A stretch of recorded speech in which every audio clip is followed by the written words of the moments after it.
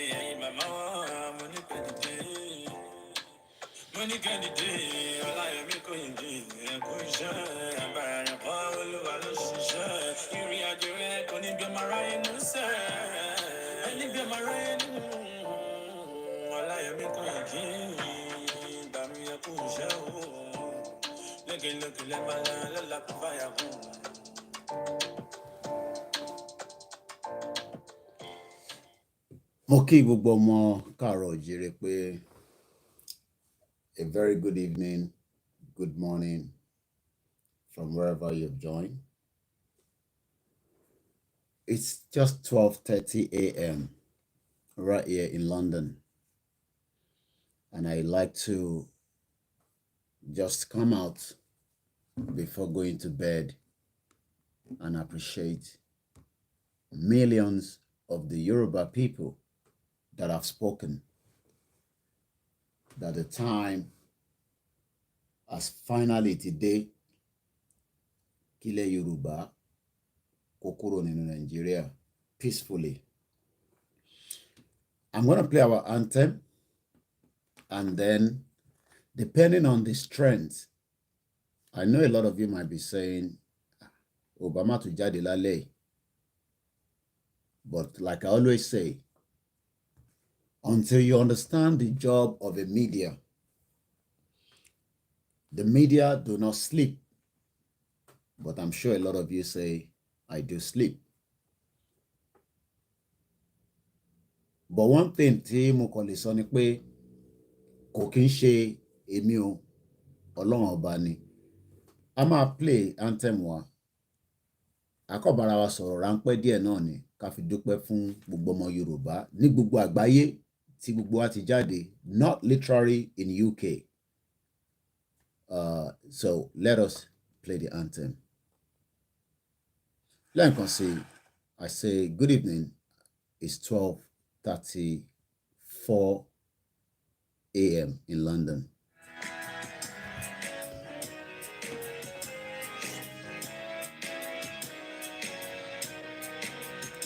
Iṣẹ́ wa fúnlẹ̀ wa, forílẹ̀ ìbí wa, ká gbéga, ká gbéga, ká gbéga fálérí.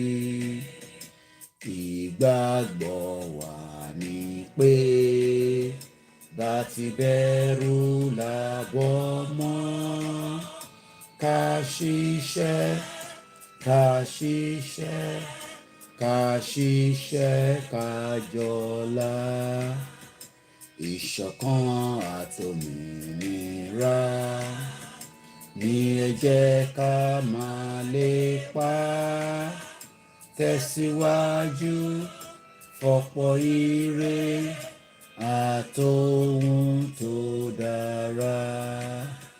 Ọmọ Oòduà dìde, bọ́ sípò ẹ̀tọ́ rẹ. Ìwọ ni ìmọ́lẹ̀ ògo adúláwọ̀. Àwa ni ìmọ́lẹ̀ ògo adúláwọ̀. Ògo wa ò dẹ̀ ní parẹ́. Máa yẹ ògo wa kò ní parẹ́ nítorí pé ògo ilẹ̀ Yorùbá tí wọ́n fẹ́ jẹ́ kó padà sọ́dọ̀ wa, òun là ń torí ẹ̀ sáré. Àna ògo yẹn ò ní dá dúró until tá bá gbà á, torí pé kò sí tí a lè ṣe. Ẹ má bínú ẹ̀yin tẹ́ wà lórí Instagram Koikimedia. I'm not sure why the screen is a bit coming in that format. So bear with us just for tonight. I will try and resolve that. But as long as you can hear me clearly, that is the most important thing. Mo kí gbogbo wa lẹ́ẹ̀kan ṣiṣẹ́ ọ pé a máa dúpẹ́ fún Ọlọ́run ọba tí ó jẹ́ ká dájọ́ tọ́jọ́ pé ní gbogbo àgbáyé. I'm not here to pin it to UK because a lot of Yoruba around the world were celebrating, even though we were also mourning. But ìran Yorùbá ni ó celebrate jù lágbàáyé, but does not mean a man get carried away. Bàbá wo ìṣẹ̀lẹ̀ tó ṣẹlẹ̀ ní ọ̀sẹ̀ kan sẹ́yìn àtàwọn ìṣẹ̀lẹ̀ tó ti ṣẹlẹ̀ bẹ́ẹ̀ lọ nílẹ̀ Yorùbá. Ó jẹ́ ká wà in mourning ní gbogbo ìgbà ni. But kò sí bí a ṣe fẹ́ máa wà in mourning tí a ní máa rántí pé àwa ni ìmọ́lẹ̀. Kò jẹ́ ká wà nínú òkùnkùn. Inú òkùnkùn ló fi wá sí nínú Nigeria for a very long time. Àní tí àwa ṣe ni pé a jẹ́ kí àgbáyé mọ̀ nísìn pé a fi wà nínú òkùnkùn mọ́. Àgbáyé kọ́ ló máa determine fún wa bí ìran Yorùbá ṣe máa dúró àwa la máa determine pé a fẹ́ ìgbésí ayé tí òyìnbó kó wa sínú ẹ̀ for a very long time. And that means we will do everything tí Ọlọ́run bá fi fún wa ní ọgbọ́n, tó fún wa ní òye, tó fún wa ní làákàyè láti gbé ọ̀rọ̀ yẹ̀ wò, nítorí pé àwọn tí wọ́n ṣì ń support Nàìjíríà wọ́n mọ àgbékalẹ̀ nǹkan pè ní Nàìjíríà. Àwa náà mọ̀ nígbà kan, ẹ má rò pé àwa náà mọ̀, torí pé ẹlòmíà máa ní but ṣe bó support Nàìjíríà rí torí pé bẹ́ẹ̀ lọ bí ẹ sí. Bẹ́ẹ̀ ni, nítorí pé ntíyàn ò bá mọ̀ èèyàn á máa ṣe bí ẹni tó mọ̀ ni. But ìjọ tí o bá ti mọ tó ń ṣe ẹ́, wàá mọrú àìsàn àti irú àgbo tó fẹ́ fún lò. So ọ̀pọ̀lọpọ̀ àwọn tí wọ́n ń support wọn Nàìjíríà kò mí pé literally pé púpọ̀ nínú wọn máa gbádùn nínú Nàìjíríà. Ẹlòmíì gan tó ń support àwọn olóṣèlú kò literally mí pé ó máa wà okay, but ó feel pé that is the right thing to do nítorí pé n tó mọ̀ nìyẹn. So ìwọ̀nba la lè blame wọn. Ẹ má bínú, as usual you know, tá bá ti ń lo mobile phone mo dẹ̀ dúpẹ́ fún àwọn olólùfẹ́ Koikimedia, oríṣiríṣi ni ẹ fi dá wa lára yá lénìí àbí lánàá rather. A dúpẹ́ fún gbogbo wa from different parts of the globe tàti láǹfààní àti monitor what we can say was a successful outing. Ẹ má worry pé bóyá British government ó gbọ́ ń ta sọ àbí wọ́n gbọ́.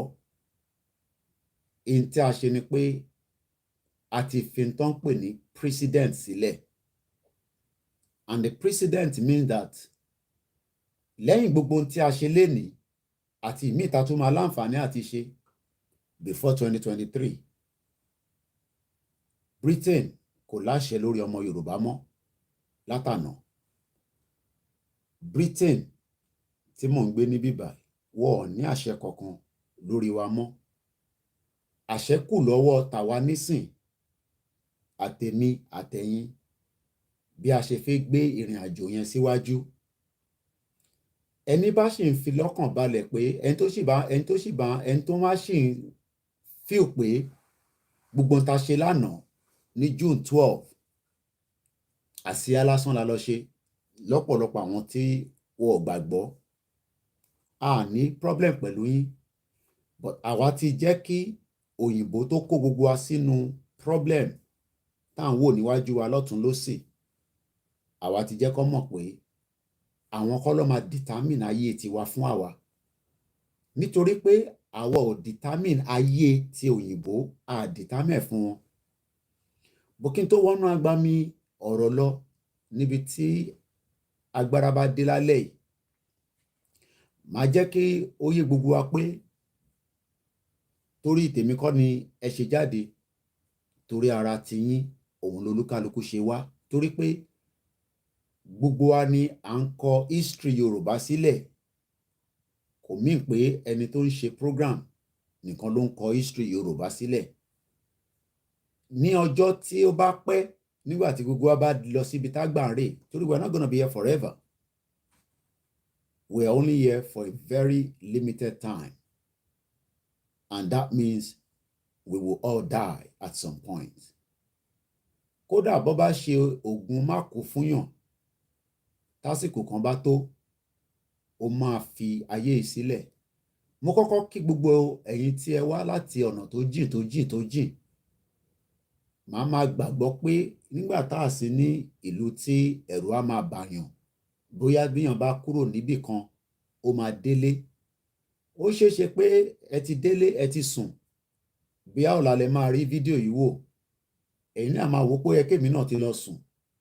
Ẹ rántí pé a ṣẹ̀ bá wọn stream rally tó ṣe ní Sacramento ní California. Bóyá wọ́n ti parí ẹ̀ ní torí ààrẹ signal mọ́, but èmi ti log out.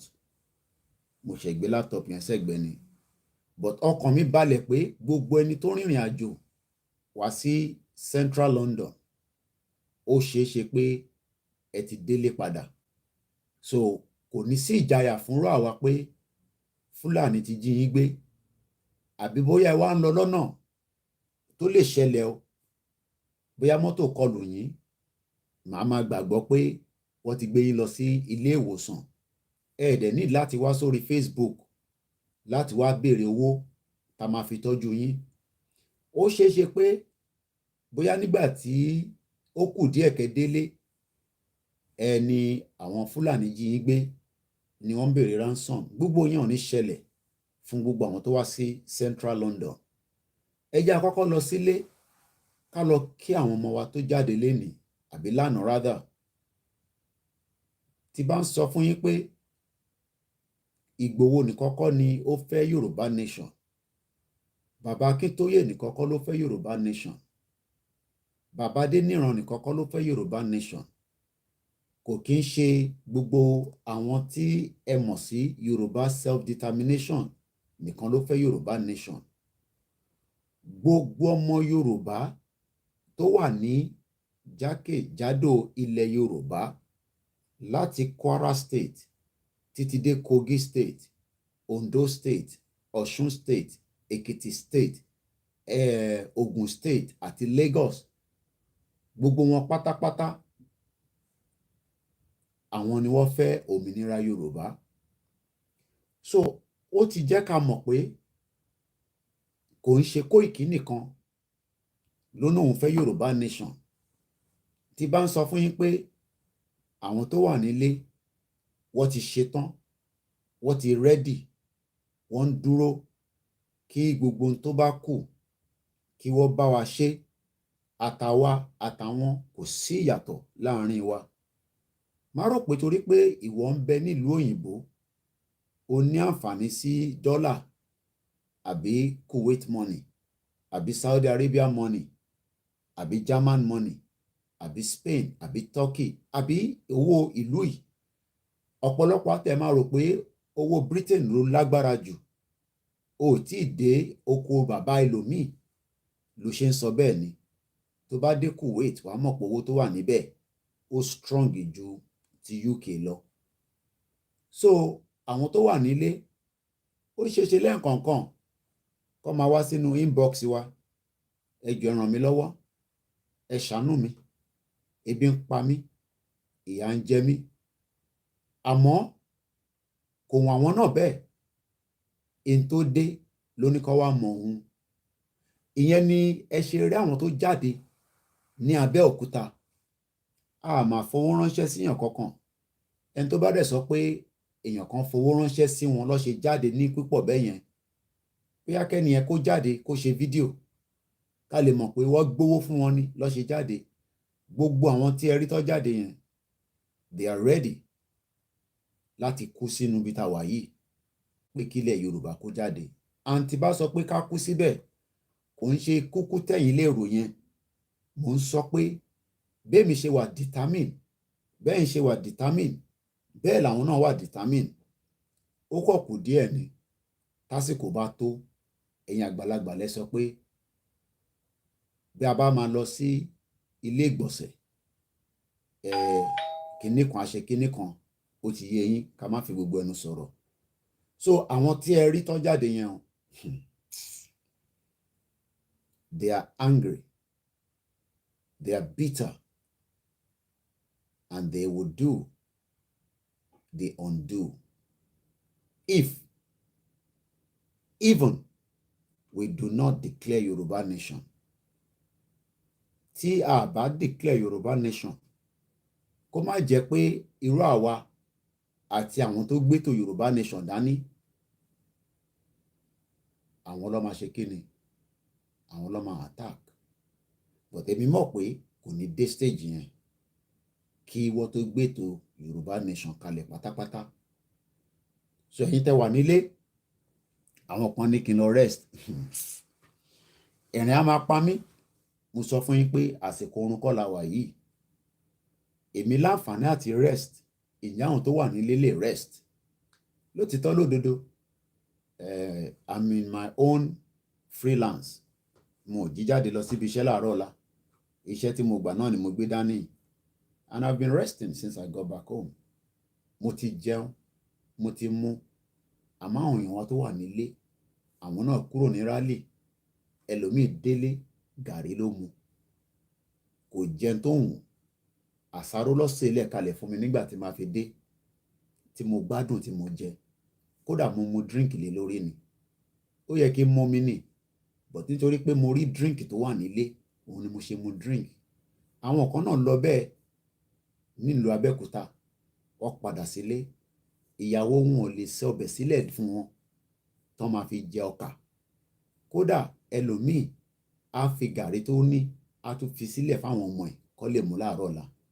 So tí bá jáde, kò ń ṣe pé torí kankan, torí pé àwọn tó wà nílé ọkàn mi wà pẹ̀lú wọn. And that's why bí ṣe sọ fún gbogbo yín pé ibi tí ọ̀rọ̀ yìí dé, ó ti kọjá bó ṣe yẹ lọ. Àwọn kan tẹ̀ ń sọ nísìn tí mò ń kà, ó ní wọ́n ti ṣe primaries. Àbí bẹ́ẹ̀ kọ́ lẹ ṣe sọ. Ó jẹ́ kí ẹ mọ̀ pé kò tí ì tóbi tó yẹ kó dé ni. Tó bá débi tó yẹ kó dé, àtẹ̀yìn tí ẹ̀ ń sọ pé wọ́n ṣe primaries, àtẹ̀yìn tí ẹ̀ ń sọ pé election ń bọ̀, ọlọ́mọ ní mọ́. But for now, a ṣì ń ṣe ní language to understand. In tí ẹ rí tó ṣẹlẹ̀ ní àná, kò ń ṣagbára wa o. Kò ń ṣe mímọ̀ ṣe yàn kankan. Kò ń ṣe mímọ̀ ṣe tèmi. Kò ń ṣe mímọ̀ ṣe gbogbo àwọn táwa níbẹ̀. Mo bi wọ́n níbẹ̀ pé ǹjẹ́ irú ìpàdé yìí tẹ̀ wáyé rí bí ọdún 5 sẹ́yìn? Gbogbo àwọn tó wà níbẹ̀ sọ pé no. That means that bí nǹkan kan bá fẹ́ ṣẹlẹ̀, irú àwọn ìpàdé tí ẹ ti ń rí láti bí ọdún 2 tó ti ń lọ sọ́dún 3 kò ní máa ṣẹlẹ̀.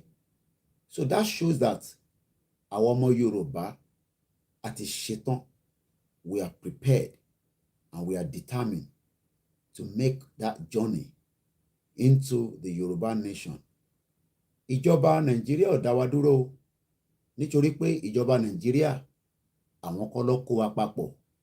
Ìjọba Britain gan tó kó wa papọ̀ àti pass message sí wọn that we are going, and they know that. Ẹ̀yin lérò pé òyìnbó have lived with them for 20-something years. Tó bá dákẹ́, they can see ahead. Wọ́n mọ̀ pé gathering yẹn máa wáyé because intelligence would have told them that there will be a protest. We are not living in a country tí kò mọ̀ tó ń pè ní intelligence. So gbogbo yìí tí a lọ ṣe níbẹ̀, they were waiting for us. But wọ́n kò lè understand àbí kọ́ mọ kí ni impact in ta lè ṣe. Because tí protest àbí rally bá fẹ́ wá sí UK, they are always scared pé kó má lọ di wàhálà. Ẹ lè má mọ̀, àwọn ọlọ́pàá wá bá wa, wọ́n bi wá láwọn ìbéèrè kankan. Normal ìbéèrè náà ni èèyàn bíi mélòó lẹ́yìn expect. Wọ́n mọ̀ pé àwọn kan wà, wọ́n ń pè wọ́n ní àwọn anarchists. Iṣẹ́ táwọn yẹn ni pé kó hijack rally, protest tó bá wà peaceful, kó hijack ẹ̀mọ́ yín lọ́wọ́. Aláwọn tó wà bẹ́ẹ̀ náà ní UK tó jẹ́ àwọn òyìnbó, àwọn máa ń dúró fún rally ni. But irú rally táwa ń ṣe, rally bá ṣe fẹ́ jáde tá máa declare òmìnira wa lásìkò tó kù díẹ̀, òun là ń ṣe lọ́wọ́lọ́wọ́. Bí ìyàwó onítìrí ṣe sọ, kò sí bàbá ńlá ẹni tó lè dá Yorùbá dúró níbi tọ́rọ̀ dé yìí. Kódà ẹni bá fẹ́ dá ọ̀nà Yorùbá dúró, ìjọba àgbáyé ni, ìjọba tó wà nínú Nàìjíríà ni, àwa máa sọ pé àwọn onílẹ̀ kó bá wa clear wọn dànù. Àní kó pa wọ́n, bọ̀ kó clear wọn dànù.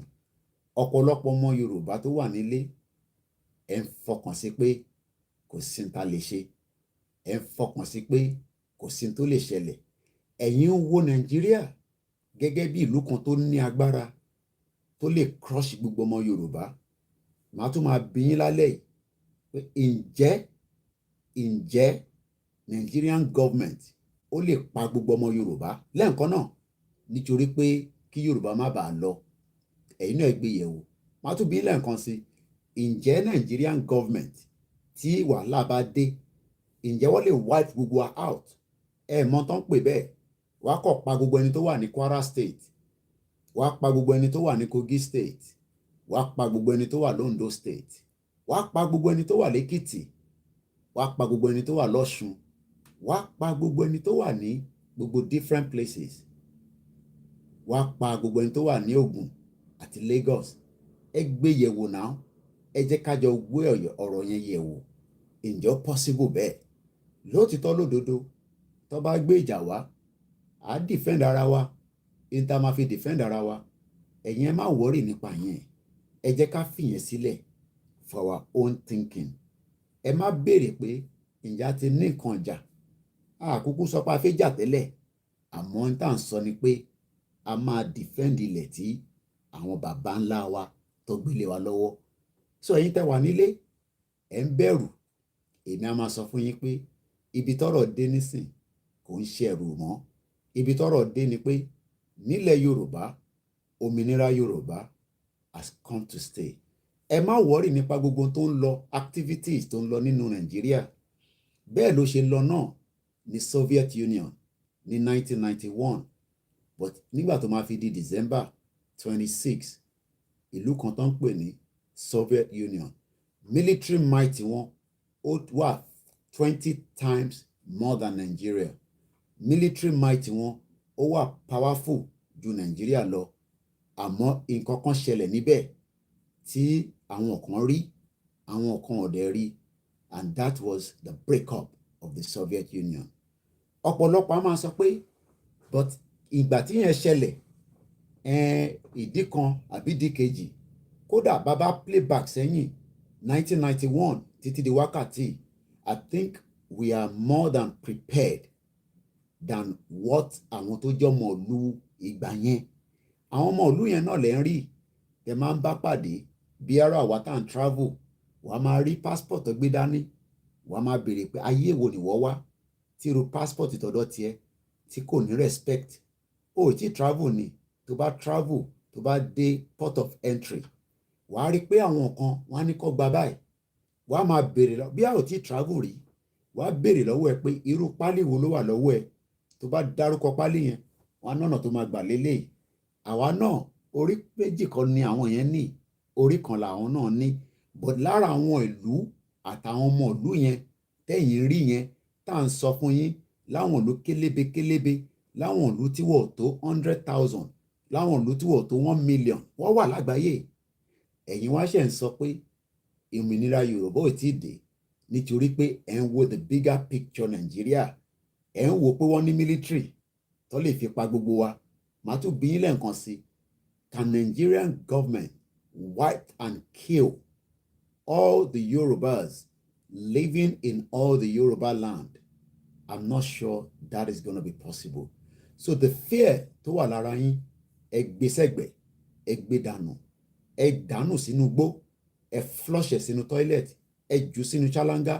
ẹ ní Koiki ló sọ bẹ́ẹ̀, ẹ nẹ́yìn lẹ́yìn sọ bẹ́ẹ̀ pé ilẹ̀ Yorùbá, òmìnira Yorùbá ó ti dúró, kò sí nǹkan kan tó máa dá dúró. ẹ sọ fún gbogbo olówó Yorùbá tí wọ́n ń rò pé kò ní ṣeé ṣe, wọ́n wà lára àwọn tí wọ́n fi jẹ́ ká lọ. àwọn olówó Nàìjíríà, àwọn olówó gbó, àwọn olówó má ṣàǹfààní, àwọn olówó tí ẹ̀ ń sick tẹ́yìn tún wá sórí social media. ẹ̀yin ò mọ̀ pé àwọn ọmọ Yorùbá míì owó tó wà lọ́wọ́ wọn tó jí lára government ó ṣeé ṣe kó máa fi tọ́jú yín, but àwọn ò fẹ́ ṣe yẹn nítorí pé wọ́n fẹ́ jẹ́ kẹ́ máa rí wọn lórí Instagram tí wọ́n máa publicize wọn pé olówó ló ń lọ yìí, olówó má ṣàǹfààní fún yàn, olówó burúkú, olówó igbó. ọ wà bẹ́ẹ̀, àwọn yẹn a máa deal pẹ̀lú àwọn yẹn nígbà tásìkò bá tó, but èyí tá a kọ́kọ́ fẹ́ deal pẹ̀lú òun ni pé a máa defend ara wa to the last man standing. ẹ lè rò pé ìlú òyìnbó lèmi wà, àmọ́ a tún tún prove ẹ̀ fún yín. ẹ lọ wo, èmi ṣe ń wo fídíò tàbẹ́kúta yẹn, èmi ò rí wò, bọ̀ mo ti jókòó, mo gbé yẹ̀wò, mo ní yes, àwọn èèyàn á ti ready, they are ready to go. ọ̀pọ̀lọpọ̀ àwọn akẹ́kọ̀ọ́ wọ̀ ì tí ì gbọ́, Koiki wọ̀ ì tí ì gbọ́, wọ́n gbọ́ Yorùbá nation. ẹ̀yin ni kẹ́ fọkàn balẹ̀. mo láǹfààní níjẹta kọ́ni nítorí pé mo ní ọmọ mi kan tó wà nílé, akíkanjú ọmọ ni, ó ní oko àmọ́ Lagos State ló ti ń ṣiṣẹ́, ibi tó ti ń ṣiṣẹ́ máa fi pamọ́ sí ọwọ́ mi torí pé lára àwọn tó ń fún mi ní intelligent ni. Ó wá lọ sínú abà wọn nínú oko, ó gbé sí speaker, mo bá àwọn tó wà níbẹ̀ sọ̀rọ̀, wọ́n sọ fún mi pé ká fọkànbalẹ̀, gbogbo tó bá fẹ́ gbà lájọ máa fún. Mo enlighten wọn, mo jẹ́ kó mọ̀ pé there's nothing called Nigeria. Ẹ má worry nípa tó ṣẹlẹ̀ ní TBS, àwọn tó ń gba TVC àbí ṣé TVC ló ń gbà àbí PVC, ẹ̀yin jẹ́ kó máa lọ gbà á. Tó bá yá, tásìkò bá tó, àtẹni tó ní PVC àtẹni tó ní PVC, ó máa yé gbogbo wa. Èmi ò ní threaten èèyàn kankan lórí social media nítorí pé ẹ̀yin àgbàlagbà náà lè sọ pé gbogbo ọ̀rọ̀ kọ́ ni a máa gbé síta, àbí ẹ tún máa ní gbogbo aṣọ kọ́ là ń sá lóòrùn. But ẹni tó bá ní àwọn ọmọ nílé, ẹ sọ fún wọn pé PVC yàn ní ìwúlò kankan mọ́, so kọ́ má dára wọn láàmú. Èyí tó ti gbà tó jẹ́ NYSC wọ́n tẹ̀ fi rí ṣiṣẹ́, ó bá jẹ́ PVC ló máa change Nàìjíríà. Ẹ rí pé wọ́n ní làákàyè. Ìwọ ọmọ yunifásitì tó yẹ kó ti wà ní final year, ó wà nílé, wọ́n pa yunifásitì mọ́ yín lára, ẹ̀yin ò lọ jáde kẹ dàgbòrorú, kẹ lẹ̀ wọ́n lóko. Ẹ má lẹ̀ wọ́n ní pure water, oko tó dá kẹ fún wọn ní òkò lágbárí orí kórí wọn ṣí sílẹ̀. Ẹ̀yin ò ṣe yẹn, ẹ wá lọ ń gba PVC. Ìwọ tí ó yẹ kó ti máa ṣiṣẹ́, o ní NYSC and yet o ò lè fi ṣiṣẹ́ láti bí ọdún 5. Àǹtí ẹ tó wà nílùú òyìnbó, nígbà tí ìwọ bá báyàwó ẹ sùn tán, àbí ìwọ ọkùnrin tó bá ọmọge sùn tán, àǹtí ẹ̀yàn náà ló tún máa ní kó wá ṣèkómọ fún ẹ. Ṣé bó ṣe jẹ́ kó rí nìyẹn? Ẹ ṣí brain yín, ẹ ṣí làákàyè yín. Èmi ò ní kẹ́ má gba PVC, ẹ má lọ gba PVC. PVC yàn ní ṣiṣẹ́ nígbà tí àsìkò bá tó. Àwọn kan máa sọ pé kí ló máa ṣẹlẹ̀ nígbà tí declaration bá wá? In tó bá máa ṣẹlẹ̀ náà ló máa ṣẹlẹ̀. In tá bá máa fún náà là máa fún. Wọ́n ní tó bá gba àgbò, á fún lágbò. Tó bá gba Quran, á gbé Quran kalẹ̀. Tó bá gba Bible, á fi bẹ Ọlọ́run lé wọn lórí. Àwọ̀ sọ pé a ní nǹkan ogun tá fi fi jà o. Ẹ gbọ́ mi dáadáa. A ní nǹkan ogun tá fi fi jà. Àmọ́ a defend ara wa. In tí kò yé ẹ̀yin ni pé ẹ̀yin fojú wo pé military níbọn wá fi pa gbogbo wa. But nígbà tẹ́lẹ̀ sọ pé wọ́n lè pa gbogbo wa, that means pé wọ́n lè defeat wa nìyẹn. Àbí bẹ́ẹ̀ kọ́ ẹ̀hẹ́n. So lẹ́ẹ̀kan sí, ó dúpẹ́ fún gbogbo ọmọ Yorùbá tó darapọ̀ mọ́ wa ní Trafalgar Square, lílé àti lóko. Gbogbo ẹ̀yin tẹ́ wò pátápátá, mo kí gbogbo mídíà ilẹ̀ Yorùbá tó bá wa gbé ètò yẹn ní gbogbo agbègbè ibi tó wà, mo kí wọn pátápátá. Mo kí bàbá wa Alànà Emeritus, bàbá alálùbáríkà tó ń wọjọ́ iwájú ọmọ Yorùbá, tó kúkú ti mọ̀ pé bágbà bá dé, tágbà túbọ̀ máa dé, àwọn náà máa lọ bí tágbà ń rè. Ẹ worú ìyá wa tí ìyá Olúmọ at 137, ó dà pé 134 lèmi láǹfààní àti rí ìyá yẹn tí mo bá ya picture. Àṣẹ Ọlọ́run tí máa fún ìyá yẹn ní ẹ̀mí gúngùn díẹ̀ sí, bó kò sí bọ́lọ́run ṣe lè fúnyàn lẹ́mí gúngùn tó, tásìkò bá tó, Elédùmarè á pè wá padà. Kọ́lọ́run tẹ́bà ìyá sí rere, afẹ́fẹ́ rere, ìyẹn ìyá wa Olúmọ rock. Lẹ́ẹ̀kan sí ọmọ Yorùbá, ẹ fọkànbalẹ̀. Message ta fi deliver from British government, àwa ti deliver in a peaceful and very smart way. Flag torí yẹn kékeré ni o. Mo kọ̀rọ̀ra mú yẹn jáde lára 1 million things tó ń bẹ lágbárí mi. Èyí tí mo tún fẹ́ gbé jáde, mo gbé pamọ́. Ẹ jẹ́ kí n gbé pamọ́. Wọ́n ní ta bá bò ló ń ní kinní kan, ẹ bá mi parí ẹ̀. Wọ́n ní ta bá bò ló ń níyì. Flag tẹ̀rí yẹn 25 meters ni. The next one ó máa ju 25 lọ tó bá ní dá wa lóhùn. Nítorí pé a ti jẹ́ kó mọ̀ in a peaceful way pé Yorùbá nation has come to stay. Nígbà tí Britain dé, Yorùbá land lọ bá wọ̀ bá Nàìjíríà. So wọ́n lè má disrespect ọmọ Yorùbá based on pé torí ó gbé Nigerian passport olórí burúkú táwọn kó wa sínú ẹ̀. Àwọn ni wọ́n kó wa sí problem tí a wà nínú ẹ̀. A dẹ̀ fi jẹ́ kó mọ̀ léni pé kódà nígbà táwọn ọlọ́pàá yẹn ní ká bọ́ sórí pavement, a jẹ́ kó yé wọn pé a kì í ṣe ẹrú. Nígbà tẹ́ kó wa lẹ́rú nìyẹn, àwa náà ní àǹfààní láti bọ́ sórí títì. Ìyẹn la ṣe wà lórí títì. Lótìtọ́ kò tẹ́ wọn lọ́rùn, àmọ́ nígbà tá rí pé flag tá gbé dání àṣà nípa mọ́ orí pavement, àwọn náà rí pé ọ̀rọ̀ tó wà nílẹ̀ ìgẹ́ta sí bí. kékeré ní tẹ̀rí yẹn, the next one á ju 100 meters lọ, a máa ná gbọ́rọ̀ láti end kan sí end kan ni. But what we are going to tell them is, we will remain peaceful, very, very peaceful.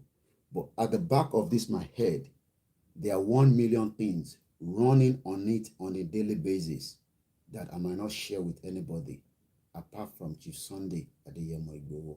I've spoken with him when I got back home. Àwọn ní kí n máa kí gbogbo ilé nǹkan sí. Mo bá ìyá wa Àwùmíkẹ́ sọ̀rọ̀ Onítìrí, ó yẹ kó wá bá wa lọ́la. Àwọn náà lọ send message sí mi. Wọ́n ní White Lion, ǹjẹ́ ò ní rest nítorí pé ọ̀la àwọn rí pé wàhálà tó ṣe. She was watching all the program from wherever she is. Ẹ má béèrè ibi tó wà lọ́wọ́ mi, because I'm sure that you don't want to know and you don't need to ask. So she sent a message. So at a shifty program ìmọ̀ àti wọn síjọ́ Wednesday lórí Star Radio. She will be my special guest.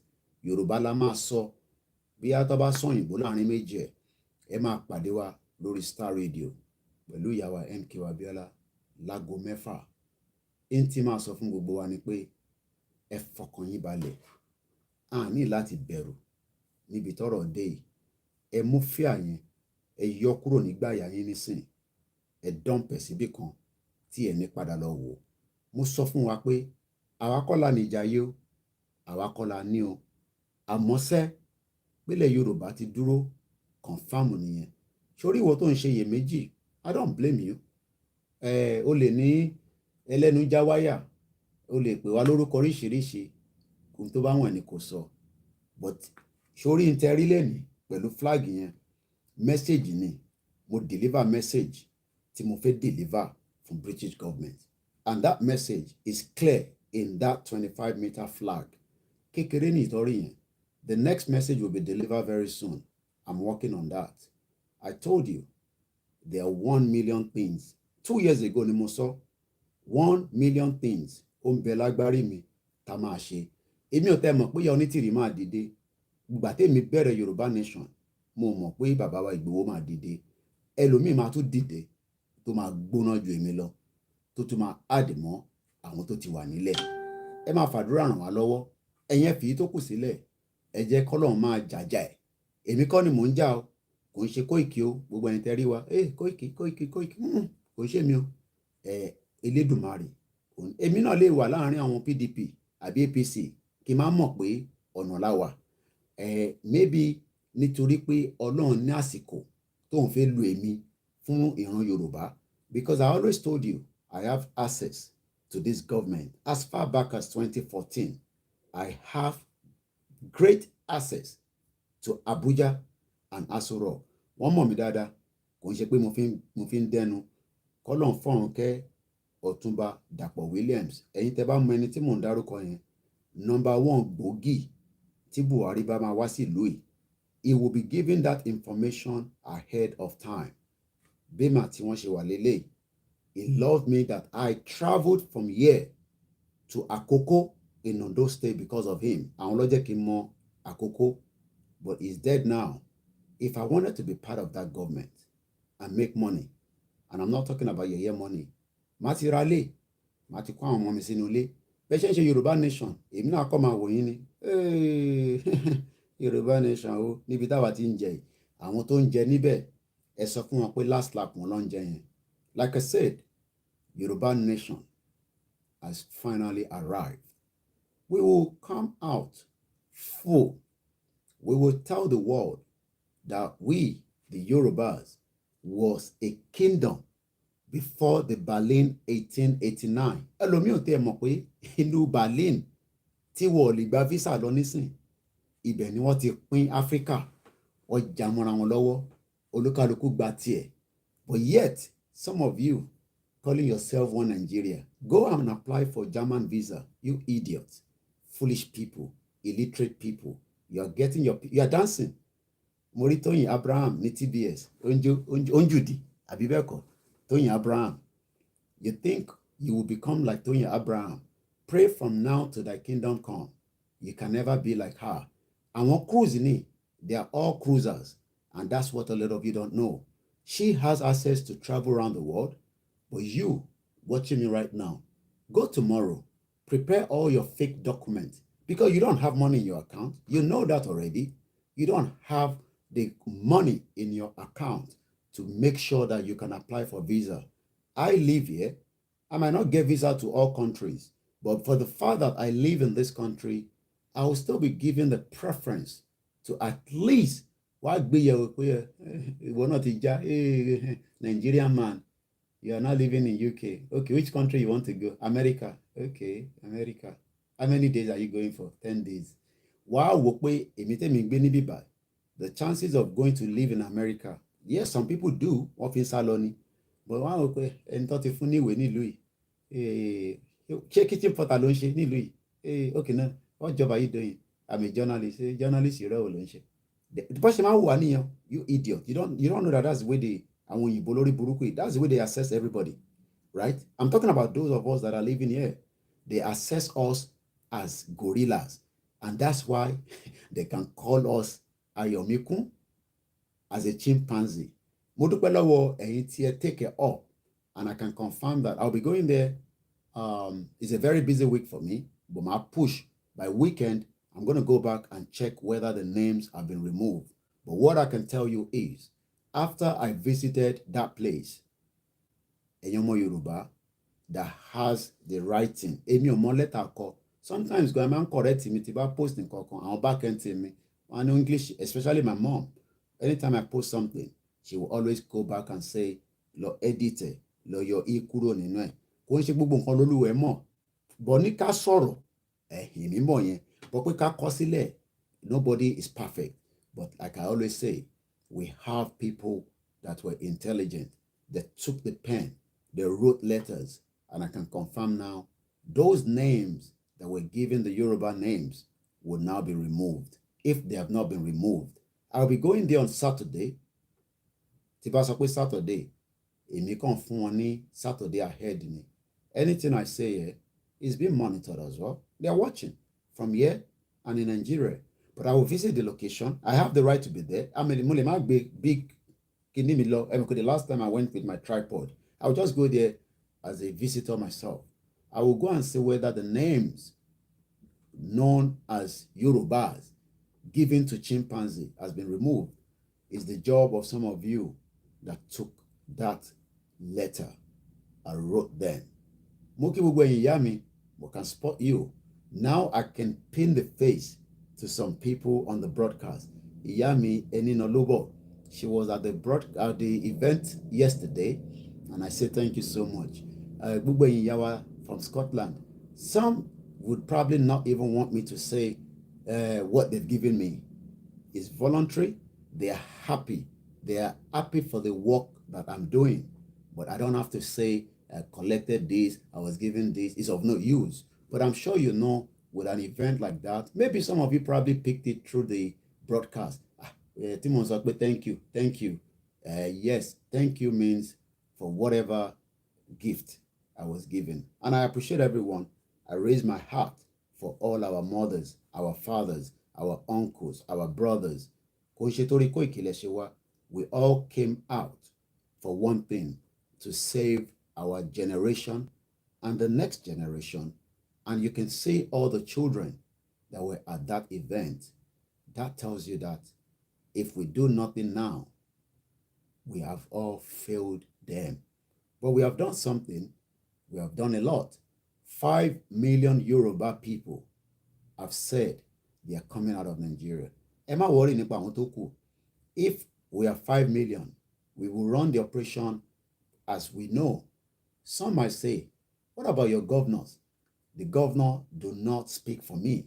All your governors are 419 as far as I'm concerned. Your governors that cannot provide the basic things of life for you. Your governor that is currently sleeping with girlfriend all over a hotel secretly. You don't know that. As I speak to you, Babayi, I'm told he's in London. Ono Shubu. I'm not going to mention his name, but you know the person I'm talking about, because I don't have to give him the advert. But you know the man that you thought is going to lead you interfere the presidency. Ono Shubu is now in London taking treatment. These are the people that you are believing, and yet you would think that you are intelligent. I thought some of you are intelligent. As I speak to you, Tinubu is here in London from my intelligence that he arrived there.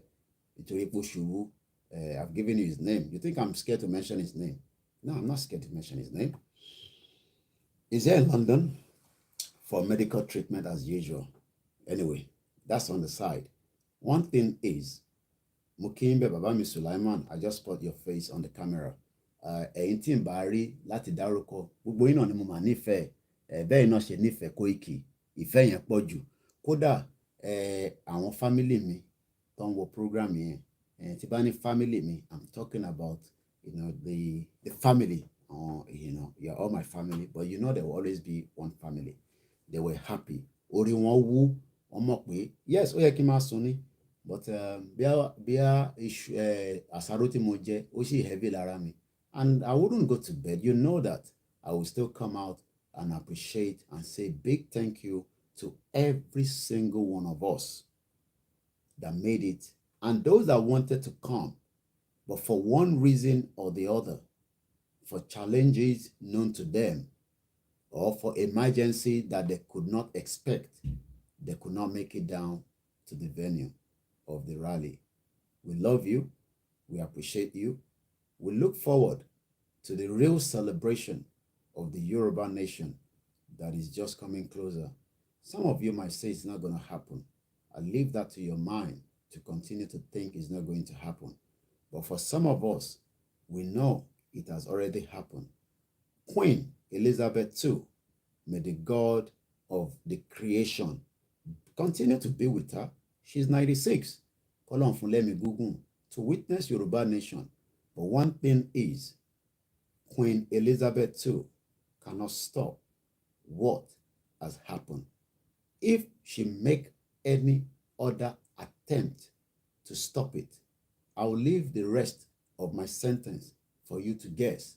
Nítorí pé àwọn onílẹ̀ will fight on our behalf, and I want you to convert the message of what I've said to your own translation in your own mind. If anybody, and I mean anybody, anyone, try to stop this journey, the gods of the Yoruba land will come after every single one of you. And on that note, I say, thank you so much. I'll be back sometime, maybe tomorrow, if I have the strength. I might be alive, and if I don't have the strength, I will take time off as usual. But as you know, Ojumi Okingba, I will always come out because there's a lot to say, and we still continue to educate everybody. You don't have to agree with me, but go back and look at the history and ask yourself, are we truly who we are told we are? Are we truly ẹni tí wọ́n pè pé àwa ni? Ǹjẹ́ Nàìjíríà tó pè wá, ǹjẹ́ Nàìjíríà gangan ni wá? Am I a true Nigerian or a fake Nigerian? Because like I said, 1889, àwọn àgbàlagbà òyìnbó tí gbogbo wọn ti kú nísìn, ẹ gbọ́ mi dáadáa, 1889, àwọn bàbá arúgbó, àwọn bàbá arúgbó, they sat down with cigar, with nice drink, and they were sipping. I don't even know whether they have women around them. Which part of Africa do you want? I would take Yoruba Kingdom, but Britain wants to take Yoruba Kingdom. Okay, all right, we're gonna split it then. We can take, we cut it out. We make that Ghana, and that's what they've done. That's exactly what they've done in 1889. You might think 1889 is a long time ago. Yes, it is a very long time ago. But do you know that the reason why you cannot get to Germany is because those old men make decision on our lives? You're looking at me. Those men They are dead long time. But the decision they make in 1889 at the Berlin Conference, oh, buddy, oh, no, oh, buddy, oh, gbọ́ pé àwọn kan ìjókòó kọ̀kọ̀ ní 1889, and they decide which part of the continent that they want. Playing Ludos with our lives. And you are all going to get PVC. 1884, ni? Okay, somebody say 1884. Thank you for the correction. And that's why we are all suffering today. That's why you are all in a deep mess. 1884. Okay, in your 1886, I shall tell you 18 something. 1884. The reason why our life is messed up. Thank you so much for the super chat, Mr. Wasiu. Go and look up Berlin Conference. It's in Germany. If any of you that still believe in one Nigeria can start application for a German visa, listen to me.